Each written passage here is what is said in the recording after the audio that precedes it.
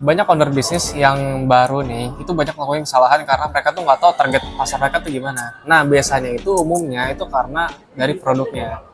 Karena produk ini terlalu luas jangkauan pasarnya, jadi orang-orang tuh bingung kayak ini produk tuh buat siapa sih? Dan mungkin banyak orang tuh nggak relevan. Nah, ini ada 5 tips yang bisa gue kasih. Ini untuk kira-kira untuk owner bisnis yang baru lah. Jadi 5 cara untuk nentuin pasar kalian itu gimana caranya. Yang pertama itu adalah kalian pelajarin dulu satu produk ini nih. Produk kalian tuh apa sih? Contohnya sapu. Sapu ini kan pasarnya itu rata-rata ibu-ibu atau mungkin bapak-bapak.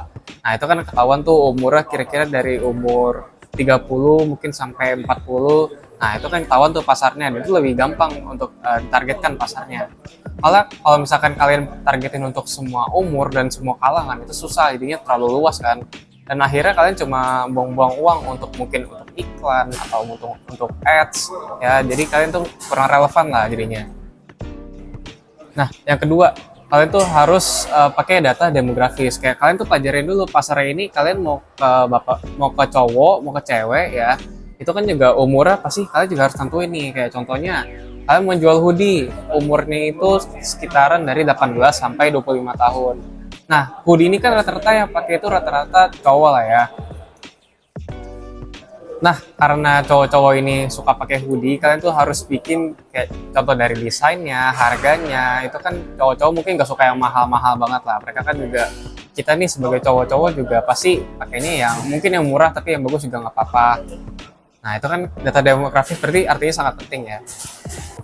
Terus dari lokasi dan juga pekerjaan, kayak misalkan lokasinya biasanya tinggalnya di pegunungan, berarti kan kalau jual jaket lebih laku tuh, kemungkinan belinya tuh lebih besar. Dan juga kalau pekerjaannya, misalkan pekerjaannya kayak di lapangan pekerjaan yang terbuka gitu, kayak tambang atau mungkin yang lingkungan panas, itu kan nggak cocok gitu kalau pakai jaket. Nah, kalian tuh harus pelajarin.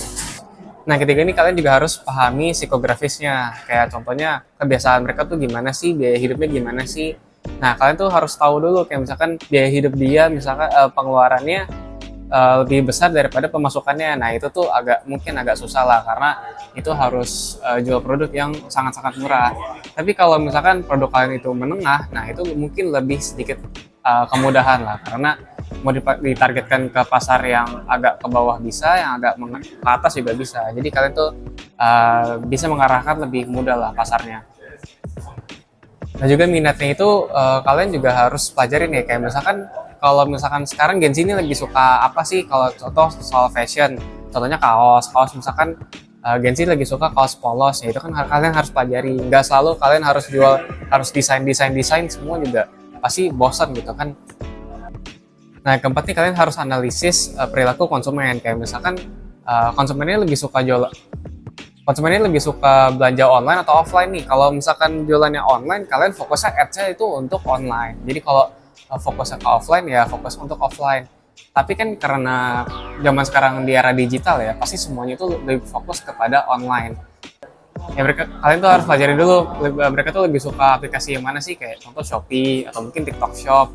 Nah, kalau TikTok Shop itu kan social commerce ya, jadi mereka tuh mungkin lebih mudah untuk di reach karena social commerce ini kan awalnya itu adalah sosial media. Nah, yang kelima, buat customer persona. Jadi customer persona itu kayak gimana sih? Contohnya, ada Ibu Jane. Ibu Jane ini sukanya belanja di TikTok Shop atau belanjanya lebih suka di online ya, nggak suka offline. Nah, itu kan jelas tuh data-datanya. Dia juga lebih suka produk-produk peralatan rumah, contohnya sapu, pel, gelas, piring. Itu kan jelas tuh. Terus pekerjaannya itu ibu rumah tangga. Nah, itu kan lebih mudah gitu kita targetkan. Kayak misalkan kita mau jual apa sih biar relevan kepada Ibu Jen. Nah, selain itu kita juga harus tahu dulu nih masalahnya dia apa. Contohnya kayak Ibu Jen ini susah banget untuk cari produk-produk yang berkualitas. Mungkin di algoritmanya ini kurang relevan lah. Jadi mungkin Ibu Jen lebih suka lihat-lihat barang yang murah. Nah, tapi kan murah belum tentu bagus kan. Nah, makanya mungkin algoritmanya itu bisa dipelajari dan juga mungkin bisa di-boost dari ads-nya. Nah, kenapa sih target audience itu sangat penting? Yaitu karena relevan ini sangat penting. Jadi orang itu bukan beli karena bagusnya aja, tapi karena juga relevan kepada orang-orang. Yang kedua itu biayanya ini agar efisien ya. Jadi kalian tuh naruh budget iklan ya untuk pasar yang tepat. Kalau kalian naruh iklan untuk pasar yang mungkin kita nggak tahu ya kemana arahnya, itu juga sama-sama aja kayak bakar duit doang.